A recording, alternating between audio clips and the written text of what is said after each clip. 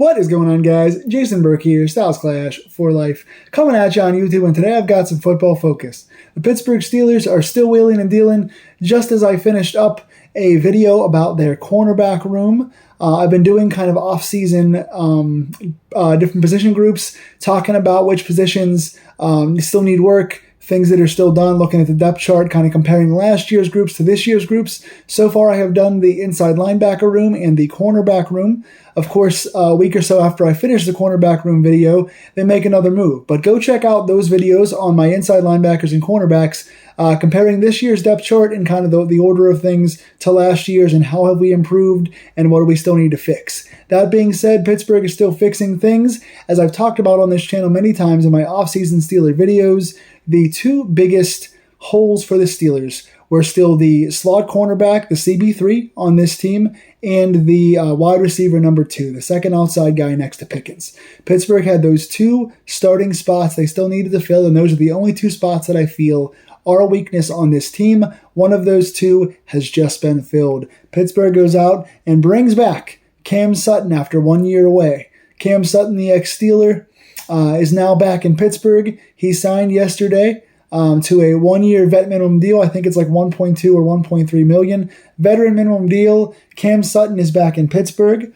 Just quickly going over Cam Sutton's stuff. He spent 6 years here in Pittsburgh, primarily as CB4 and CB3. He was the other slot corner alongside Mike Hilton. And then for the time that Mike Hilton left, he became the cornerback 3, in which he thrived. He was a really good slot corner, playing the opposite slot of Hilton and then playing the primary slot when Hilton was gone. That is when Cam Sutton was at his best. He played so well there and was so valuable there that we wound up making him cornerback 2 here in Pittsburgh for a year as well. Played pretty well at cornerback 2. Not quite as good as he was at the third corner spot, but he was a pretty good second corner here in Pittsburgh. Went and signed a deal over in Detroit last year. Left here to go sign for bigger money in Detroit, where he was their cornerback 1 and did not play so well there. Looking at his stats, he's played now 7 years in the NFL, 6 years here in Pittsburgh, 1 year in Detroit. In 7 years, he's got 9 interceptions, 44 pass deflections, 6 forced fumbles, and a fumble recovery and 2 sacks. Those are his career stats so far in Pittsburgh. Decent blitzer off the edge, nowhere near as effective as Mike Hilton, but can blitz off the edge.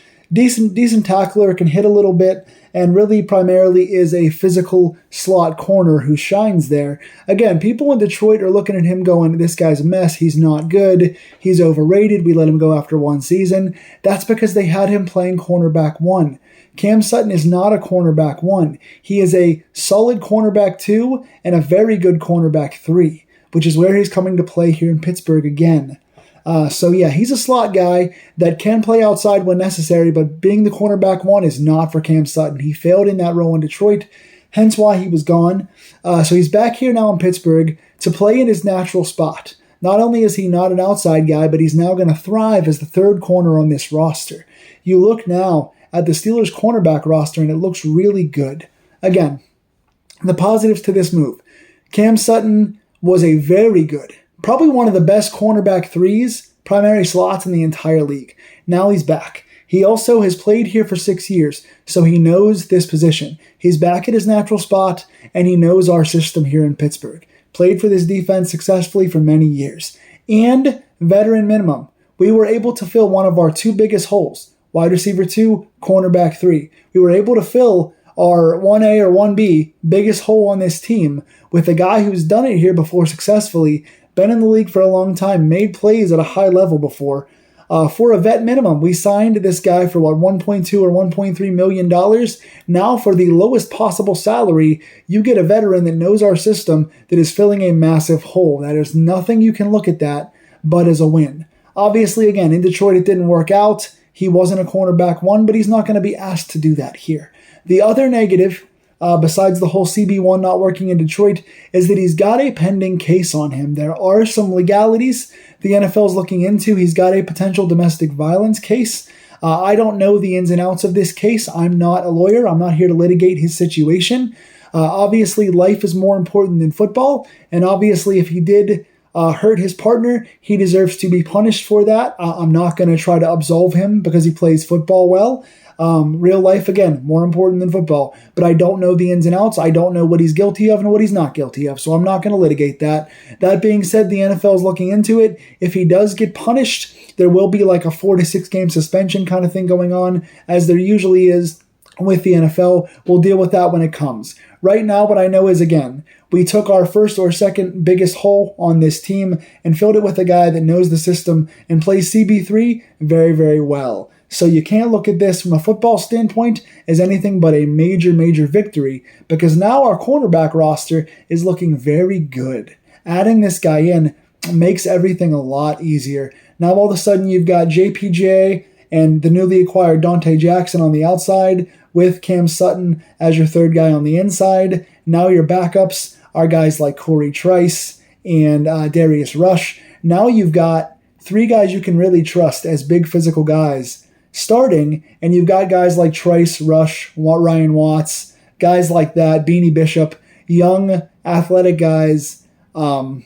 your bench. So you've got some guys you can trust to play right now, and guys you want to bring along, because we've heard good things about Trice and Rush in camp as well. So now all of a sudden this roster is looking pretty good. The coaches were watching the corners pretty hard in camp, and they were not liking what a lot of the inside guys were showing us. Beanie Bishop and Anthony Averett were not standing out. Now Cam Sutton comes in to fill that role. So Pittsburgh gets a big, big fill in here. Major upgrade at the slot corner position. All we really have left to worry about, if we still have that worry, is wide receiver 2 on the outside. That's debatable whether or not you guys worry about that. But what do you think of this signing?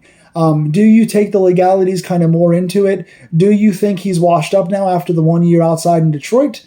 Do you think it's a good deal? Tell me in the comments below what you think of this. Please like, share, and subscribe. Again, check out my Steeler offseason videos. Check out my roster comparisons for the corner and inside linebacker positions. And tell me what else you think Pittsburgh should sign and what else Pittsburgh has worked on at their position groups, as I bring you guys more of those breakdowns coming soon. Go Steelers, and take care.